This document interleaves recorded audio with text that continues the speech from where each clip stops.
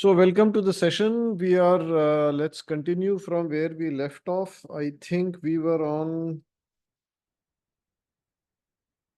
completed page 32 the last time. So let's move on. Let's move forward and let's see what master is, what wisdom we are getting from master here. A word is like a finger pointing at different things. Do not look at the finger. Focus on the essence of the word. Focus on what the finger is pointing to. So this is again a very important teaching. If we are going to practice accurate perception, then sometimes words should not be taken too literally. Very literally, if you take them, it is difficult to understand the teaching or the wisdom that is being given. So I hope you remember some sessions ago we were talking about this thing from the Bible, that it is easier for a camel to pass through the eye of the needle than it is for a rich man to enter the gates of heaven. Now, obviously, if you take it very literally, you are going to get nowhere. But if you use or you treat the word as pointers, then this is actually pointing to the blue pearl, if you are aware of the blue pearl, or it is giving you a way of rapid spiritual advancement. Yeah, the needle is about the spiritual cord, and so on and so forth. So I won't get into a full detail of that, but you in the Christianity Revealed, I think master has talked about this. So just keep in mind that words are pointers. One saying that I like to remind myself and remind others: Ram se bada Ram ka naam. So the life, the personality, the persona of Lord Ram is of course important and to be respected. But even greater are the qualities, the teachings that he has given. Yeah.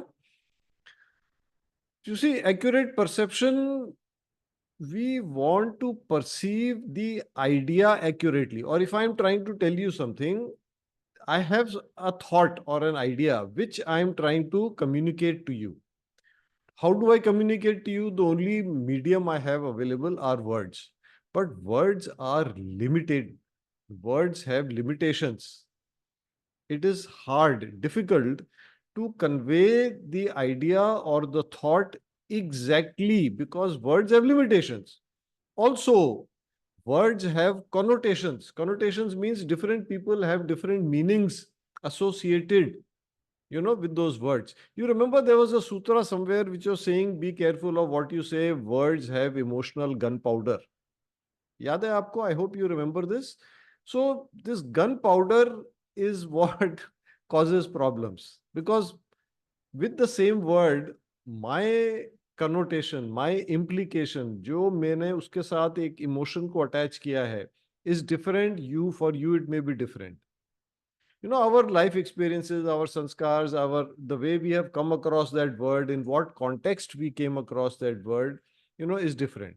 So just to give you an example, you say, somebody says, okay, what do you do in pranic healing? And supposing one way of explaining to that person, I say, we manipulate your energy body. Now, is it inaccurate? No, that is what we do. We manipulate. Yes, manipulate means to modify for some benefit. But what that person, because if that person thinks manipulate means to do something wrong, to, take advantage of or something like that, many people have that connotation associated with the word manipulate. So then that person may actually get a negative impression about pranic healing. Are you understanding this? I hope this is making sense to you, that people have every word, people have different emotions associated depending on the background, depending on how they have come across the word in the past. Yes. So what master says is, Treat the word as a pointer. Don't take it too literally. Try to take your attention to what is being pointed at. That is what, so the example is of a finger. What is the, don't focus on the finger. Focus at where the finger is pointing. What is the finger pointing to? Yeah. Okay, let's move on.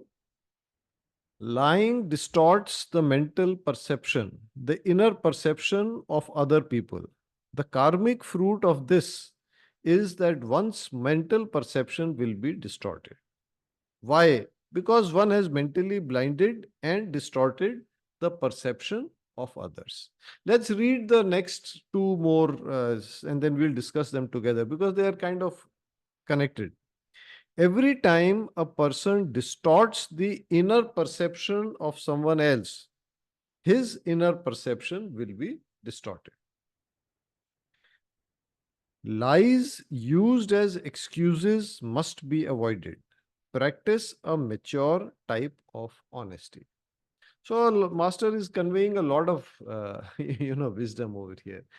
One very good explanation I have come across is that every time we lie or we are not truthful, we are dishonest, it is like a veil, veil, a thin layer. Veil, समझते चुन्नी या क्या?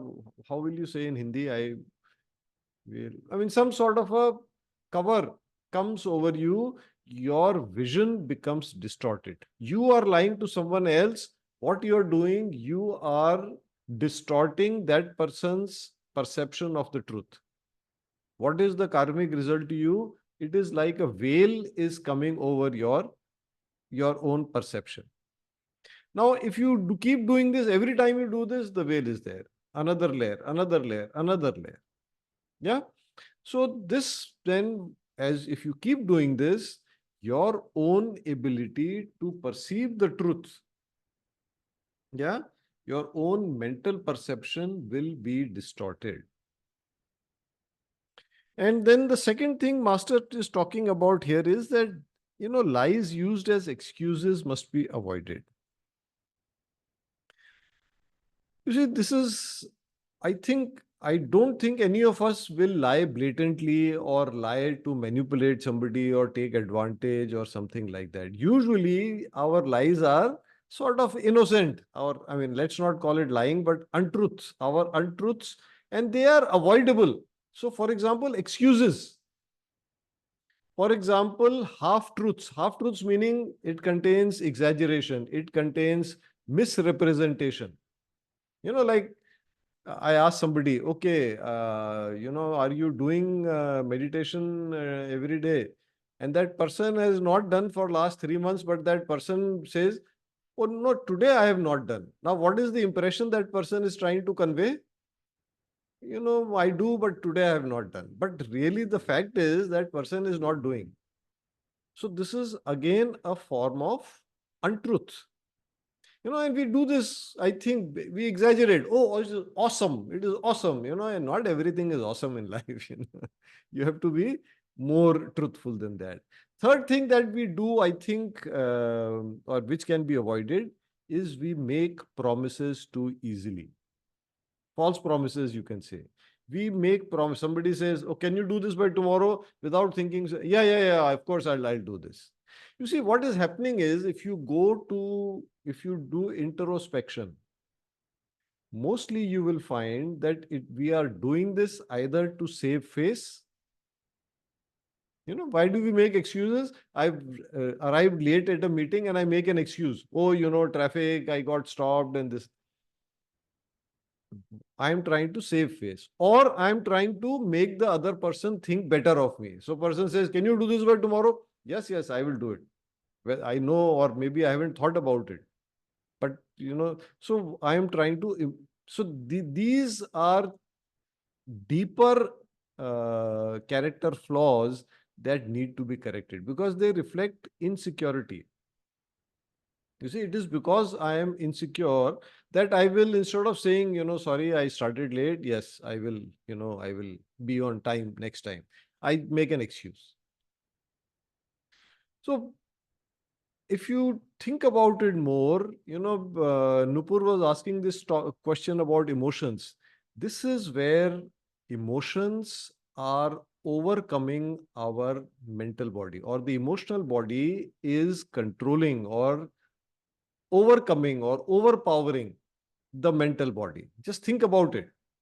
There is an emotion which says, I will feel pain if people think badly of me.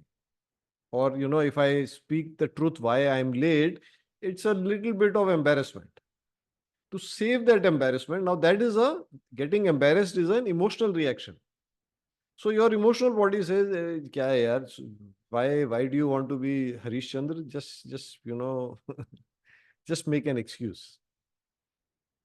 So that is what we have to try to reverse. And as you start practicing this, you will see that this temptation to, for example, make an excuse or to speak an half truth or to make a false promise, if you are more careful about it, you get opportunity to change or to improve your character flaws.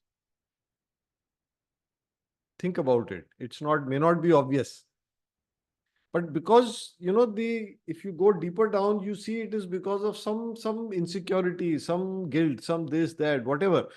That is why you are using these escape routes. So you will as you say, no, I will be honest. Now being honest means you are late, you apologize, you say, I'm sorry. Now when you apologize, there is a little bit of humiliation, there is a little bit of embarrassment, but that embarrassment will get you to change. That embarrassment will, next time you want to avoid that embarrassment, and you will start on time, or whatever you need to do. So this is an opportunity to change. Being honest gives you many opportunities to discover other small weaknesses and to change. Otherwise, if you resort to these avoidable untruths, you are essentially just going to get better at being untruthful. Because the next time you will have an even better excuse, more fanciful excuse. You can't make the same excuse every time. So kya hoga next time? Different excuse. And also, we will talk about it. I think there is a sutra that will come later, that one lie leads to many lies. To defend one lie, sometimes you have to give many, many, many lies. So why do that? The karmic repercussion. So why do you want to do something like that? Shall we move on? Eventually, everything based on lies will be destroyed. As much as possible, avoid all unnecessary lies. They are injurious. Let's read the next one also. More lies will be required to support a lie. Lies produce more lies. Practice a high degree of honesty. So this is just what I was talking about, that, to support one small innocent excuse or half truth, you have to maybe go into many, many, many, many untruths. And you know what is happening. Each time there is untruth, that veil is coming in front of your perception. Your perception is getting distorted. So I think just recall what is our national credo in India, Satyamev Jayate. You see, you have to realize, and there is a saying also, you can fool some of the people some of the time, but you cannot fool all the people all the time. And finally, it is injurious to you. You see, when Master says they are injurious, as much as possible, avoid all unnecessary lies. They may or may not be injurious to the other person, but they are definitely injurious to you, because they will cause you to misread, misunderstand, misperceive reality. And that is not just related to spirituality, even in life. You see, what is life except the right decisions, the right judgments, the right choices? And if you don't perceive reality properly, how are you going to take the right decisions? It might be anything. It might be a career choice, this, that, your life partner, investments, what business to do, job, whatever. But if you are unable to perceive reality, how will you ever make the right choices? Okay, our time seems to have time has really gone very quickly today.